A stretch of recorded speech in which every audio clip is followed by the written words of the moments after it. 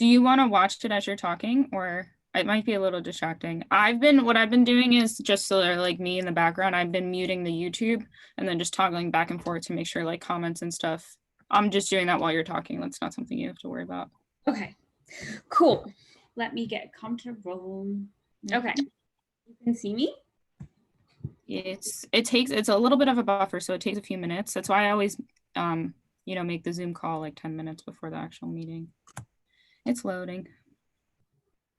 Okay. Yeah, there's like maybe a 10 to 20 second delay on the YouTube live usually.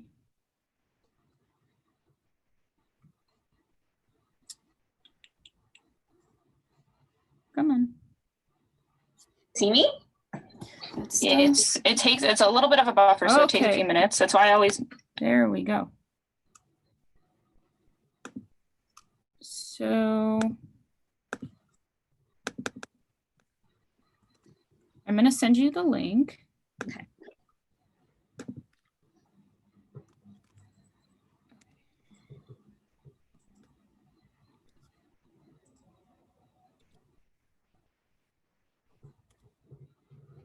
It's a little bit of a buffer, so it takes a few minutes. That's why I put the YouTube on mute. Okay. So I see. I'm going to send you the link. Okay. So yeah, it's loading. I wonder if you start talking, if it'll pin you, because right now I see me. Okay. I'm talking right now. Let's see. It's a little bit of a buffer, so it takes a few minutes. That's why I put the YouTube on mute. Okay. Yeah, so it's only showing the speaker now, whoever's talking. So it'll show me when I give the introduction, and the link, they'll only be able to see you. Yeah, it's loading. I wonder if you start talking, if it'll pin you, because right now I see me. Is that on your end? I'm talking right now. Let's see. It's a little bit of a buffer, so it takes a few minutes. Okay, let me mute myself. Okay, okay, Rebecca, sorry. It's okay. Yeah, just on the like actual video, just mute the YouTube thing. Okay, cool. All right, I'm gonna try to like move things around.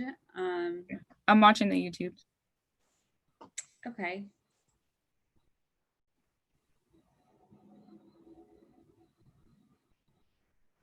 So it does take some time. Yeah, there's like a 20-30 second delay. Wow.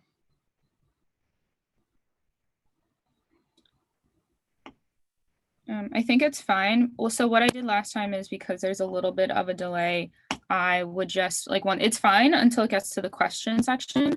So I'll just start with questions from, the Zoom, or anyone that submits it via Zoom. And then once we have some questions in from the YouTube live, I'll just read them off to you.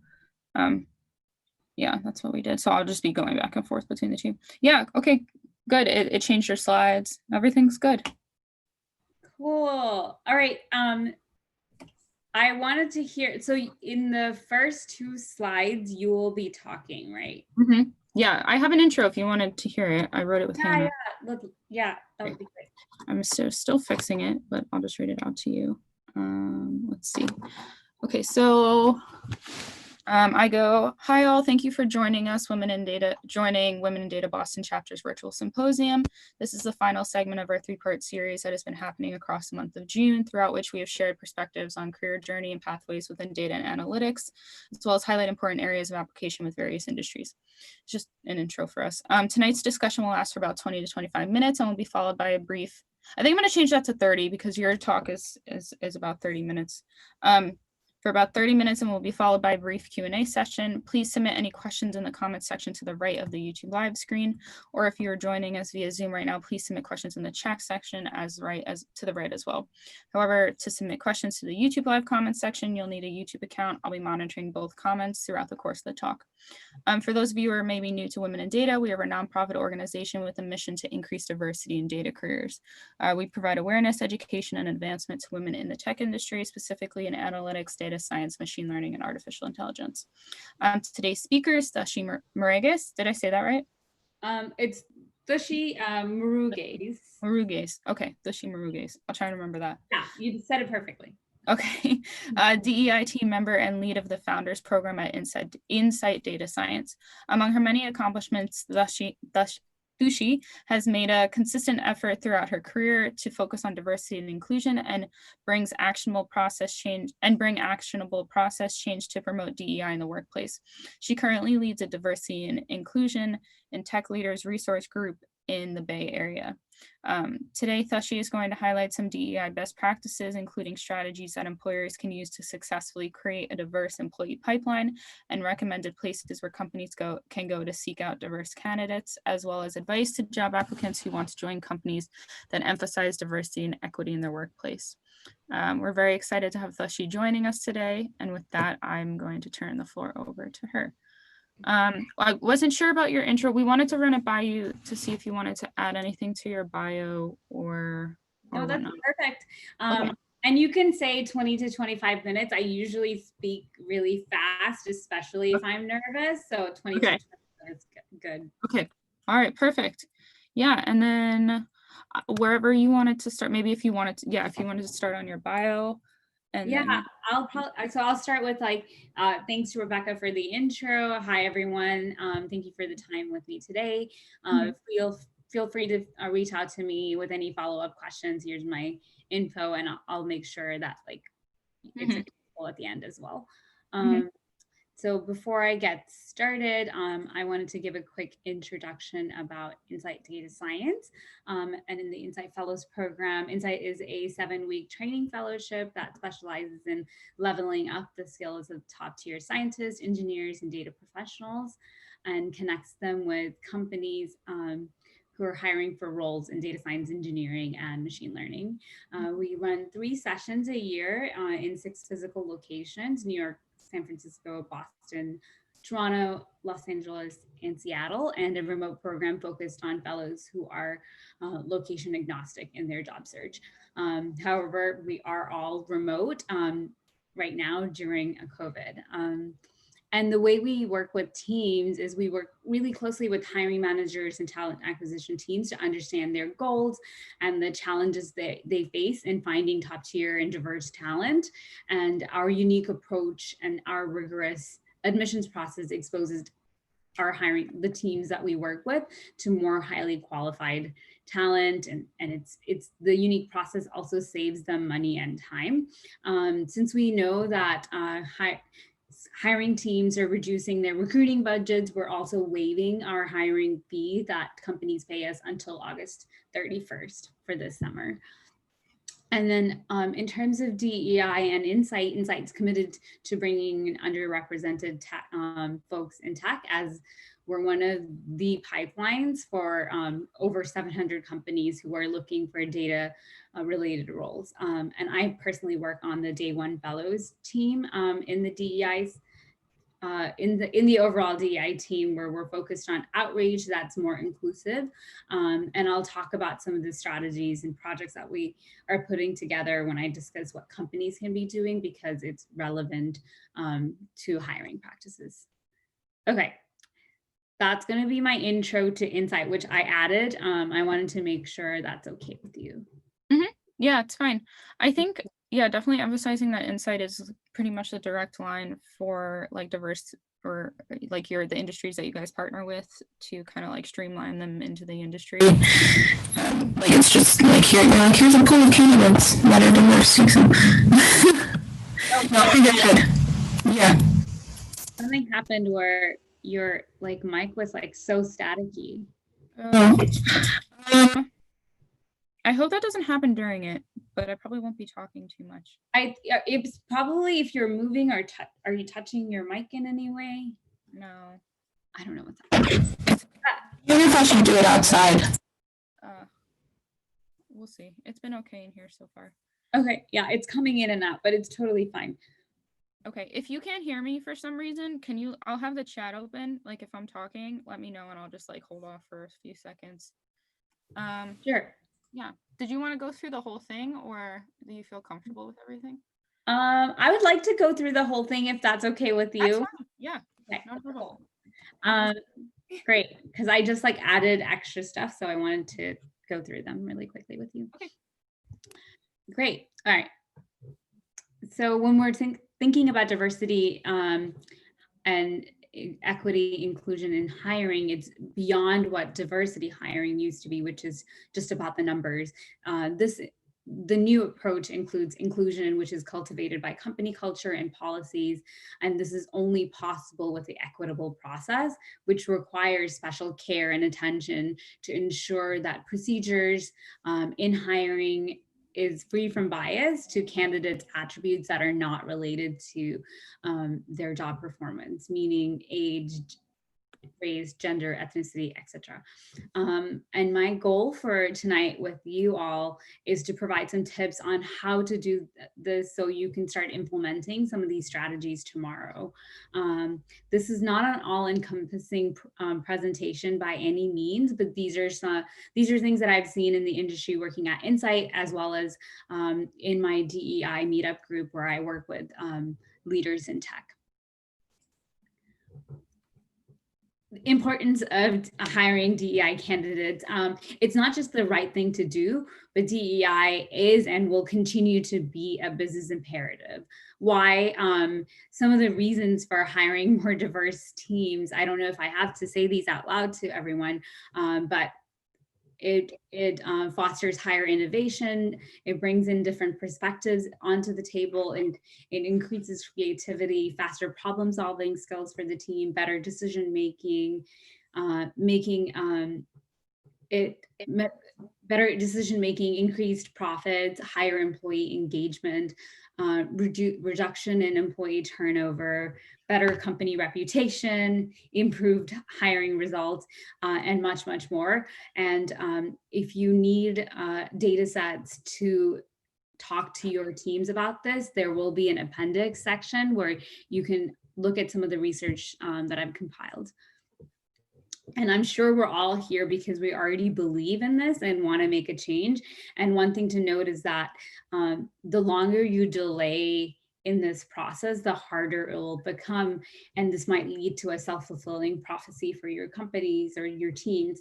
And you'll see more of this when I talk about job seekers and what they should be thinking about when looking for inclusive teams to join.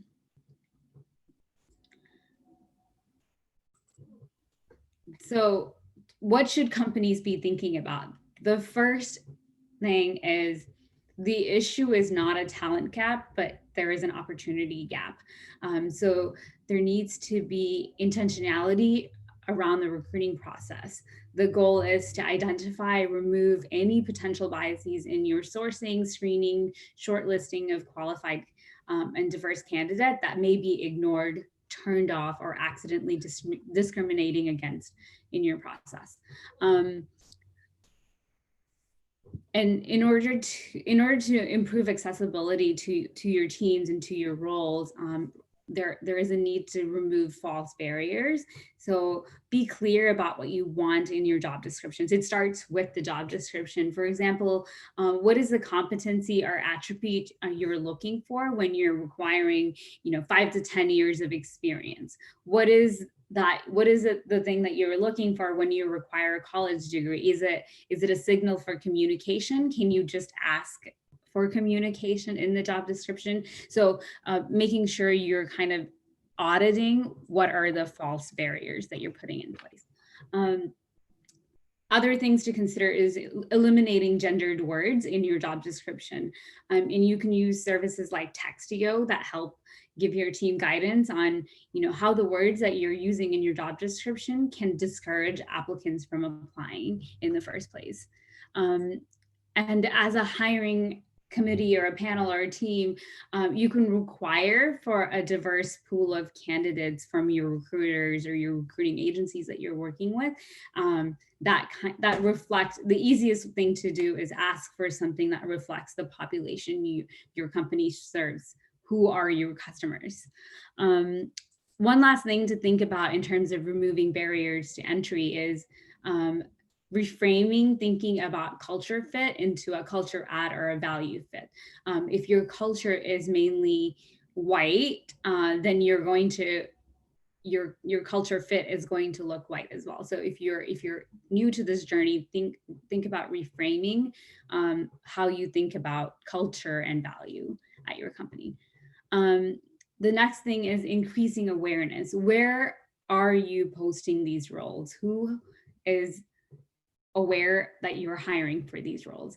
If you're looking at your immediate network, it's likely going to look like what your company looks like right now. So when you talk to your teams about internal referral system and you're new in this process, be aware that it might reflect what your company already looks like, their immediate network.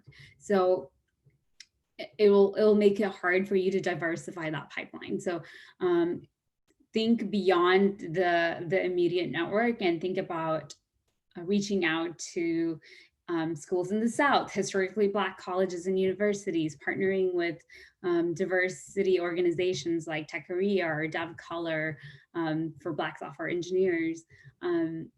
Thinking beyond just your immediate network and what you have access to. The other process is once an applicant is in the interview process, putting in checks to evaluate where in the interview process are your minority candidate or your diversity candidate leaking.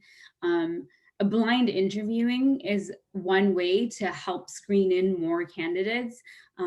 So you can remove race, age, gender, social class from the resume, anything that might indicate those things from the resume. And the key here is to emphasize is to like bring and screen in folks to allow those who are not at the table to join you. The last but not least is creating a structured interview process that address unconscious biases, especially when you're reviewing candidates' interviews internally. Standardize that process so it's equitable to all candidates. Add rubrics to standardize questions and evaluations, like what is a good answer for this question? What's an okay answer? What's a bad answer? So you make it easy for your interviewing committee to be on the same page to qualify candidates. And if it's at all possible, do bias training for your hiring committee. And your journey, your hiring journey doesn't end at bringing someone in. New employees determine if they want to be a part of a company within their first 6 months. So retention is key to continuing to be successful and bringing more diverse team members into your company. So at Insight, we focus on creating an inclusive onboarding process, which focuses on creating connections and success. So with connections, before someone arrives at on day one, we ask their immediate team members to learn more about the team members that are coming in, learn about their preferred pronouns, and learn how to pronounce their name properly. Another thing that we do at Insight is put together an onboarding buddy, or like a buddy system where they meet once every week for the first month. And this is an opportunity for new employees to ask questions about the culture, the team, about the day-to-day without feeling like this is going to count against them in a performance review. So it's really important to find a buddy that's external to their immediate team. Who cannot influence their performance review, and connect them to mentors. If you're bringing this process, if you're like beginning this process, there might not be folks in leadership or in your management that your new employee can relate to. So if you don't have someone at your company as a good mentor for your new hire, reach out to your external network. There is a stat, the lack of mentorship for women in data is one of the reasons why women leave tech. So find opportunities to get them good network, get them good mentors, and introduce your new hire to employee resource groups, affinity groups, diversity groups at your company. And if their needs are not met by existing ones, share how they can start their own ones. And there is a long conversation we could have about setting up ERGs as a resource. And and that's beyond the scope of our conversation today. So I invite you to take a look at some resources that like Culture Amp has put together on how to set up ERGs. And then connecting the new hire to success is providing context on how their role fits into the team, and then how the team fits into the company goals or the organizational goal. Another thing to be thinking about in terms of success is improving processes that you have in place for feedback.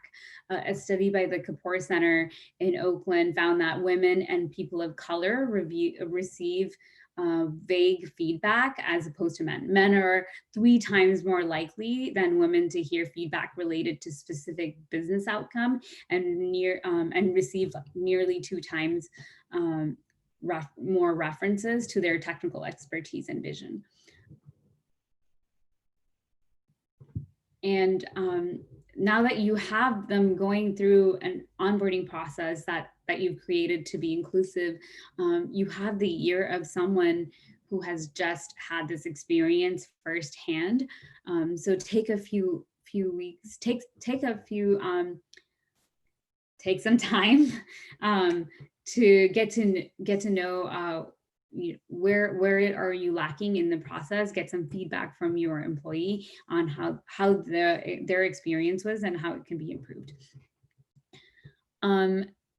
Another way to help foster inclusion, belonging, is to amplify the voices of those who are not often heard. So if they're not at the decision table, make sure you're sharing their ideas with their names to amplify their presence. And if you're new in the process, we can assume that they're not at the decision table. And then in terms of long-term, how do you keep this person around? Making clear connections and clear goals around how they're evaluated, how does promotion work at the company. And this is a good opportunity, especially if you're new to DEI hiring, to set this up in place, because if I'm a new employee starting and I don't see anyone like me, at least there is a plan and like a ladder that you put in front of me that I know that I can get to.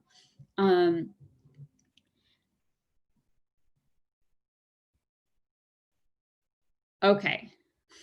Sorry, Rebecca. I just got confused about what I was going to talk about. This is so great. I'll let you continue. Okay.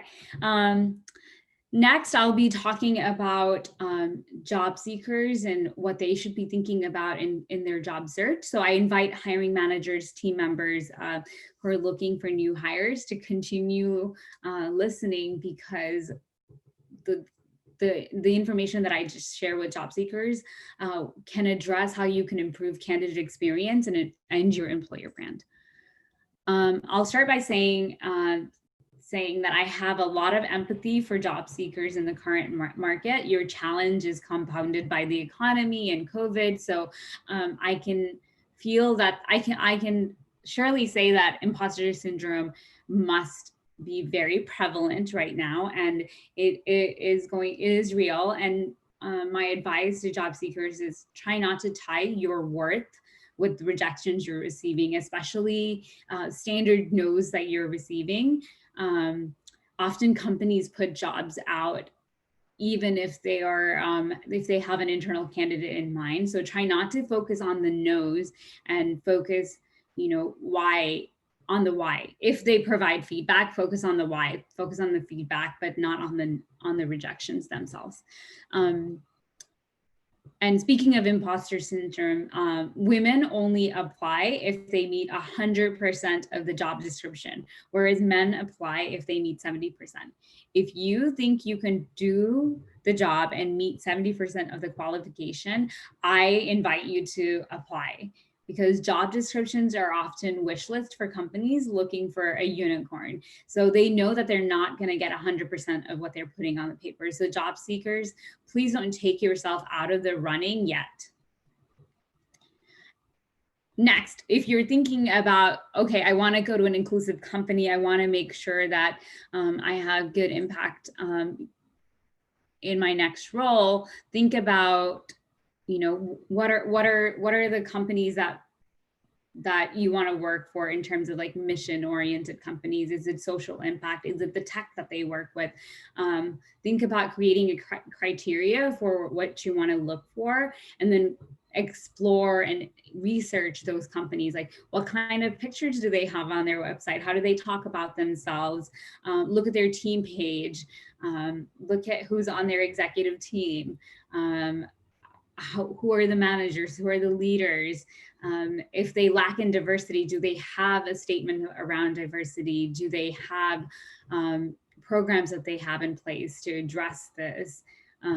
Check out Glassdoor reviews, check out stories on themuse.com. And Quora is a great place to go to ask questions about a company. And I can assure you that someone may have already done this. So during my job search, I've often found that the questions that I want to ask are already on Quora. So please take a look at how best to do a deep dive into a company, not only before an interview, but even before a job application, especially if your time is really valuable.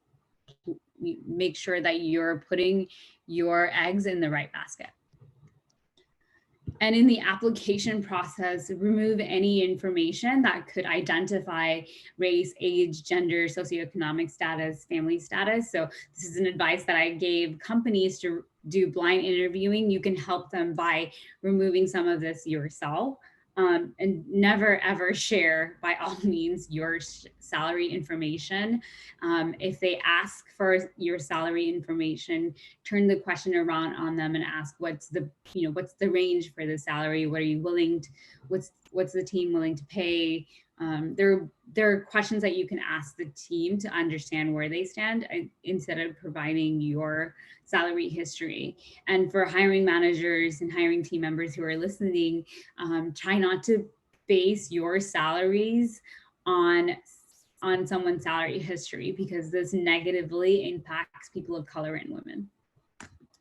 And as a job seeker, if you have neurodiversity, if you have a special need, ask for your accommodations up front. This is the stage that the company needs to be impressing you and trying to win you over. And if they can't accommodate you at this stage, you can have some hints around what your experience might be once you start working there. And in the interview process, the goal is to make sure that they're also a good fit for you. So you're also interviewing the company. Try not to give away any personal information, but focus the interview on the role and asking questions. Make sure that the questions that you're asking is tailored to the person you're talking to. So if you're talking about perks or vacation policies, maybe the best person to ask is someone in HR or recruiter if the company has one, or in a later stage of the interview or via email. But when you have the hiring manager or technical manager in front of you, make sure that you're asking questions that allow them to envision you in that role. So asking questions with I statement. If I were stuck on a problem, who do I turn to on the team? Who are my stakeholders on these projects? Things like that to help the interviewers envision you in that role. I also have a few more questions that I put together in the appendix. So take a look at that. And there's always like Glassdoor and Medium articles around, what kind of questions you should be asking. And I'll leave you with you must ask a question, please. If the questions are getting answered, have backup questions on what you want to ask. So I'll leave you with a few success stories from women in data. And these are Nicole and Shannon are both Insight alumni, and there are many like them. And soon some of you will join them in this journey. So I wish job seekers best of luck, and I wish companies and hiring teams good luck on revamping your hiring practices. Thank you. Done. Oh, sorry, my mic was off. Thushy, it was so good. I'm actually gonna stop the live, just because, yeah, I was gonna say something.